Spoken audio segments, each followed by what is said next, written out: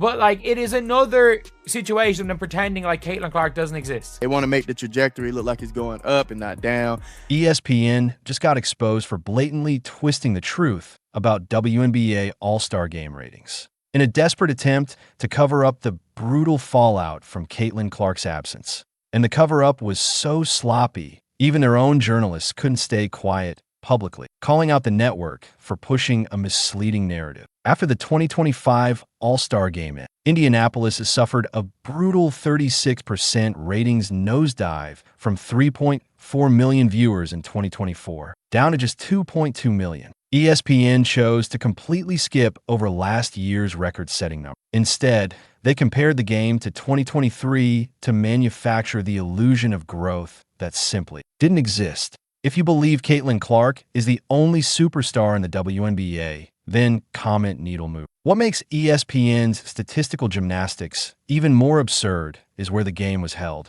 right in Caitlin Clark's home arena in Indianapolis. This was supposed to be a WNBA celebration unlike any other, the biggest stage in the league, hosted in the city of its biggest star. But instead of a historic triumph, it turned into a ratings disaster so embarrassing that ESPN tried to spin it into a success story through pure deception. The injury that triggered this whole mess happened on July 15th, when Clark aggravated a lingering groin issue during Indiana's win over Connecticut. Within hours of her announcement that she'd be sitting out All-Star Weekend, ticket prices imploded, dropping 48% from $121 down to just $64. And that crash wasn't hypothetical. It was fans saying loud and clear, without Caitlin Clark, we're not interested. This wasn't a small dip or a minor hiccup for them. This was a full-on economic collapse that laid bare how much the WNBA's fortunes hinge on one year-old superstar. It's especially jarring considering this has been Clark's most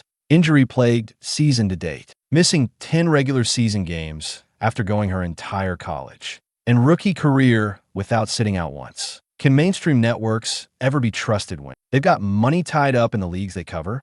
You don't have to look far to see ESPN's sleight of hand in action. Just take a closer look at how they sculpted their so-called historic rating success. They didn't just omit the 2024 benchmark. They carefully selected data from 2023, a time when Clark hadn't even gone pro yet and the WNBA was barely registering on average sports fans' radar.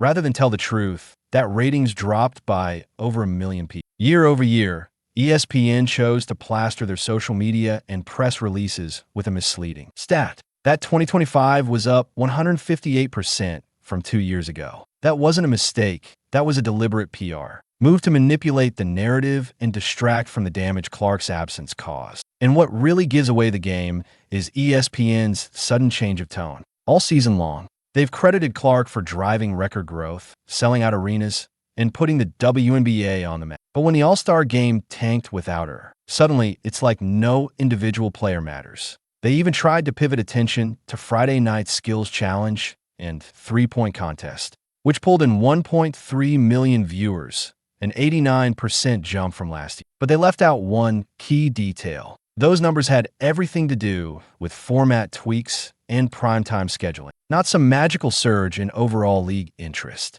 The bump had nothing to do with Reese Wilson or whoever ESPN tried to prop up, and everything to do with fans still holding on to hope that Clark might appear. But this fallout wasn't limited to the television screen. Clark's exit from All-Star Weekend triggered a domino effect that hammered every corner of the WNBA's business, from ticketing revenue to merchandise sales to the valuation of sponsorship deals. The market reacted like it had lost its center of gravity. ESPN's smoke and mirrors routine couldn't hide what fans were seeing with their own eyes. The 48% ticket price plunge wasn't just some slight dip. It was a full-on consumer rebellion from people who had paid to watch Caitlin Clark and had no interest in watching anyone else take her place.